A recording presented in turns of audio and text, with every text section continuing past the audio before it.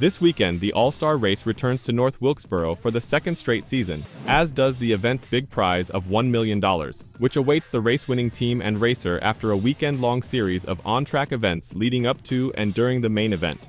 But this year, NASCAR is doing it differently, as there are many changes to the race weekend which will certainly shake up the expected result this weekend. We'll fill you in on all the changes and what to expect this weekend. Before we dive in, who are you expecting to win the big $1 million prize this weekend? So, about the weekend, when does qualifying take place and what is the format? Open qualifying will feature NASCAR's standard short track qualifying, 2 laps with the fastest lap counted, all on a standard tire. These teams will not take part in the Pit Crew Challenge. Cup qualifying Pit Crew Challenge will consist of 3 laps, all on normal tires, followed by a 4-tire pit stop at the conclusion of the second lap.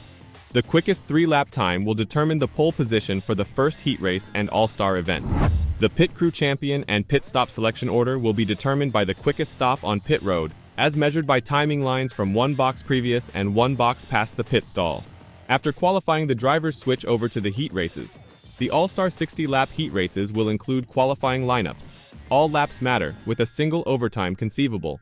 Teams can utilize whichever tire they wish. Caution on lap 30, where a team must execute a 4-tire stop. Heat 1 creates the inside row for the All-Star race, with the exception of the pole sitter, who is on the pole, while Heat 2 establishes the outer row. Then the drivers move on to the open format.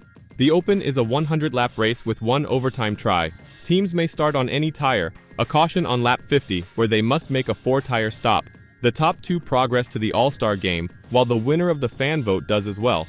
The 2024 All-Star Race, like the previous season, will be 200 laps long and will include an All-Star caution period at the halfway point on lap 100, during which all teams will be required to pit for 4 tires. This season, however, adds a twist.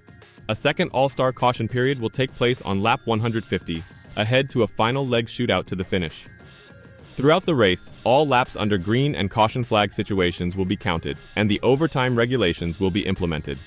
The 2024 All-Star Race entry list includes 17 competitors who will compete in the main event after meeting the event's eligibility criteria, which include winning at least 1 points event between the 2023 and 2024 seasons, being a former All-Star Race winner or Cup Series champion, and being full-time competitors.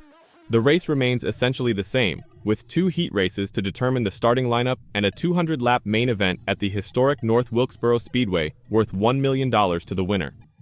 During the race, however, teams will face some potentially difficult tire strategies, with this year's All-Star Race being heavily focused on tire alternatives. And those tires are exactly what will make this All-Star Race so interesting. NASCAR and Goodyear have made 3 different tires potentially available for the event. A prime tire, the baseline tire evaluated in a Goodyear tire test in March, a option tire, slick tires made with the same rubber as the wet weather tire, and wet weather tires, used only if the track is wet. The Goodyear Eagle lettering will appear yellow on the prime tires, red on the option tires, and white on the wet weather tires. During the test, we evaluated a setup that utilized a right-side tire with the tread compound we use on our current wet weather tire. That setup proved to be 0.3 of a second faster over our control setup, said Greg Stucker, Goodyear's director of racing.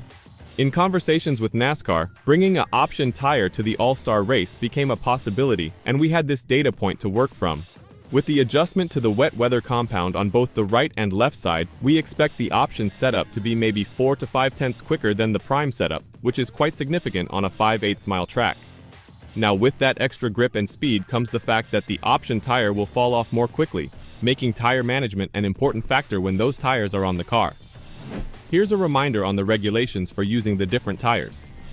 Teams will receive 9 pairs of tires for the event weekend.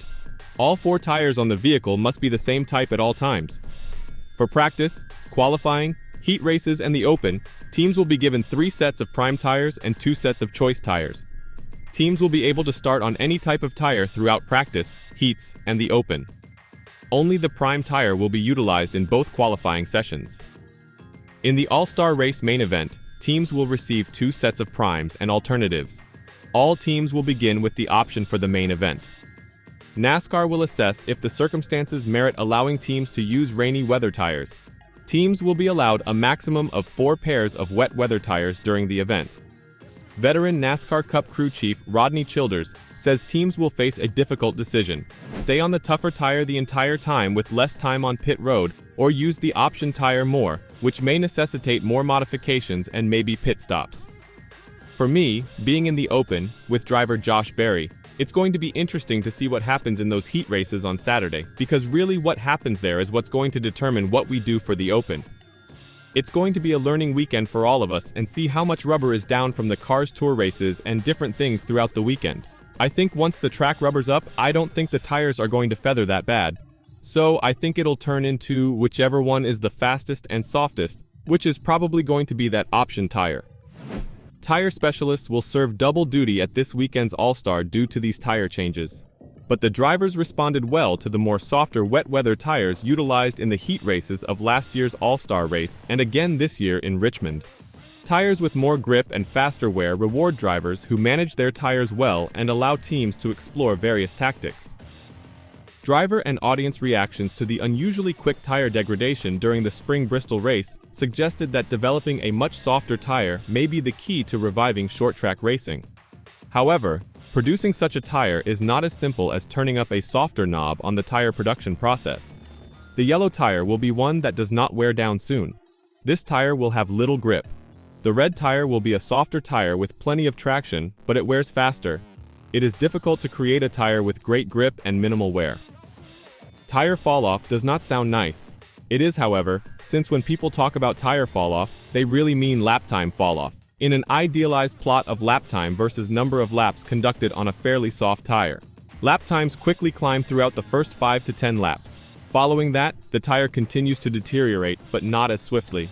At Darlington last week, lap times jumped by roughly 3 seconds after 30 laps. Over 30 laps, the tires used at Kansas increased the lap time by barely a second and a half. These figures change depending on the track surface, track temperature, and how hard the driver drives the tires. NASCAR demands that all vehicles start the All-Star race on softer red tires. Barring a mishap, the mandate permits them to collect data during a green flag run with all teams using the same tires. Following that, crew chiefs can select which tire to use on their vehicle. Because the red tire has higher natural grip, it will outperform the yellow tire on the first lap of a run. However, the red tire wears faster, therefore the advantage over the yellow tire fades after 5 to 10 laps. Crew leaders must determine if they want pace early or late in a run. That selection will be influenced by a variety of things, including their driver's tire management skills and where they are in the field.